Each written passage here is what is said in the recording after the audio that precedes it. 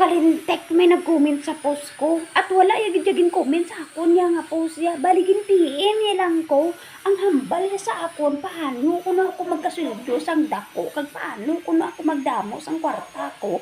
Nga, taon tulog lang ang obra ko. About to, are ho, ipakita ko sa imo ko nga ang damo ko kwarta. Lan tawa bala? Tawa bala? Litering pa lang sang ako niya nga decoration. Gold ina iya. Oh, natawa bala? Abi mo pila nakakarat? 24 karat. Ina, bawat isa. Te pila nakakilo ang isaya ka liter. Natawa bala sing maayo? Te, hindi lang na ha. May-ari pagid. May-ari pagid. Di ka pagid siya kaon magpate nga damo ko kwarta. Pakitom ta ka ha. Oh, ara. Ang tiligangan ko. Ang ginatigangan ko, gold ina. Ote, hindi ko manggaranon. Kag isa pa, ang kwarta ko hindi na makaigo sa bangko. Nagambal sa akon ang bangko kagina. Gin-PM ko sila. I mean, gingkatuan ko gingkanin sa opisina nila. Kaya hindi ko komportable sa ila nga magambal na sa akon nga. Ang kwarta ko kuno, wala sang kabutangan. Ay, abaw. Ote, lantawan nyo pagit, may ari pa.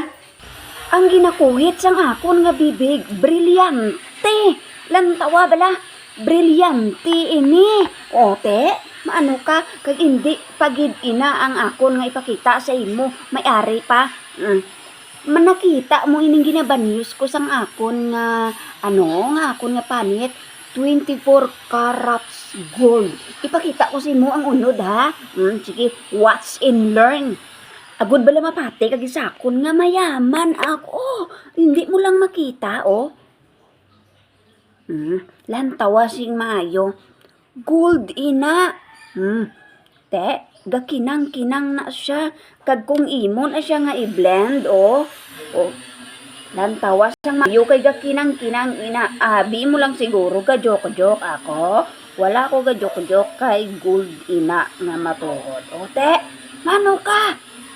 Gold ining ginabanyos ko sa panit ko. Amo nang ganun ginasiling ko sa inyo nga kung wala ka mo kwarta, pag PM ka mo kay manghatag ako. Dali, anyo kay wala sang may maano sini.